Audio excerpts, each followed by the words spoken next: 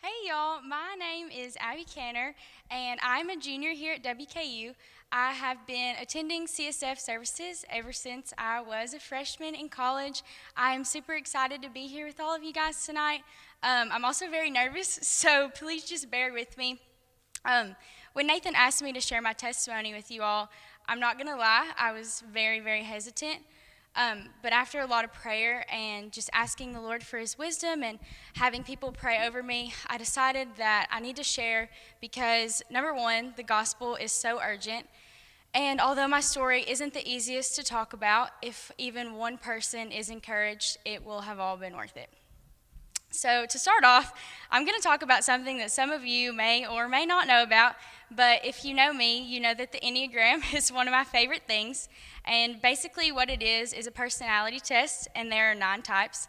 I encourage all of you to take this test because it's super interesting and it's helped me to learn a lot about myself and a lot about other people. Basically, I am an Enneagram type 2, and I am labeled as the helper. I am obsessed with the idea of being needed, and I think I text at least 5 people a day asking if they need anything. And when they reply with yes, I actually get excited and can't wait to help them out.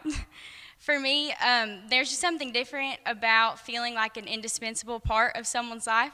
And I'm a huge people pleaser, and I do a lot of things just for the sake of feeling needed. And I know that that sounds a little bit crazy, but if you study the Enneagram, you'll know exactly what I'm talking about. With all that being said, I love people.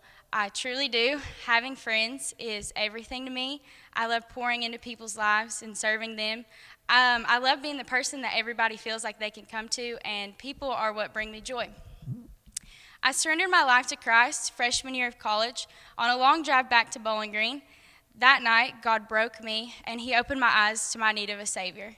Since then, my sanctification has, but I truly love the Lord with all my heart. Here recently, I've been growing so much closer in my walk with Him, and it's brought me a peace that surpasses all understanding. He is my source of hope, comfort, and strength.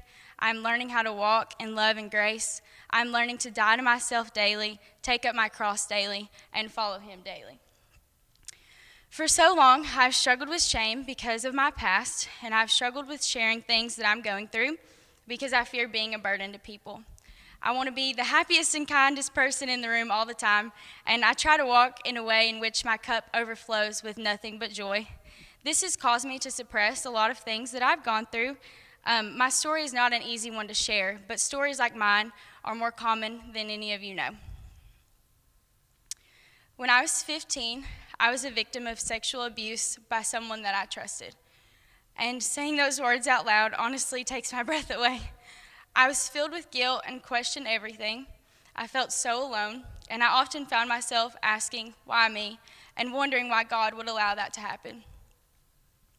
And the answer is, I don't know, and I'll never understand why that has to be a part of my story. Here's what I do know. I'm not defined by what happened. I'm defined by Christ and what He says about me. He says that I'm loved. He says that I'm fearfully and wonderfully made. He allowed this to happen so that my faith would be rooted deeper in Him. And I know that my scars will help someone one day, and my hope has to rest in that. After the abuse ended, my life went into somewhat of a downward spiral. I was finding my value in boys, Instagram likes, and anything other than the Lord. I entered into 2 ungodly relationships that left me feeling unworthy and insecure. But Jesus, He had His hand on me throughout those 4 years, and He rescued me. He satisfies my soul in a way that the things of this world cannot. He offers me unconditional love and forgiveness, and because of that, I'm able to love and forgive the person that hurt me. I'm able to love others with the same love that Christ offers me every day. I'm able to stand here and share my story with all of you because I know that He gives me strength, and as 2 Corinthians 12:9 says, His power is perfected in my weakness. I hope and pray that you all know exactly what I mean when I speak of the grace and the mercy that Christ has offered me, and if you don't, I encourage you to run to Jesus. He will love you, heal you, and forgive you. He will give you rest. Sharing this with you all has probably been the scariest thing I have ever done. Every part of my flesh has tried to keep me from doing this, but I've learned that being vulnerable with our emotions is so powerful, and being vulnerable with where we are is so powerful. If I never acknowledge where I'm at, I can easily miss the depth of the promises of God. And when I acknowledge that I'm hurting, the joy of the Lord becomes so much more real than if I were to never acknowledge the pain. I'm so thankful for the people that have been by my side every step of the way and have encouraged me to acknowledge where I'm at. I owe a huge thank you to Nathan for encouraging me to open up with all of you tonight. I know that the Lord is using this time in my life for a greater purpose, and I look forward to the day that I'm able to look back and see his interweaving grace. If your story is similar to mine, I want you to know that you're not alone. I'm here, CSF staff is here. We want to help you in the healing process and come alongside you and encourage you. We're actually starting a support group through CSF for girls that have been sexually assaulted.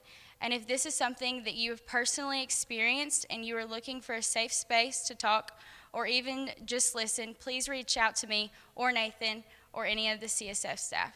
Thank you all so much for listening. Thank you for letting me be here, and to God be all the glory.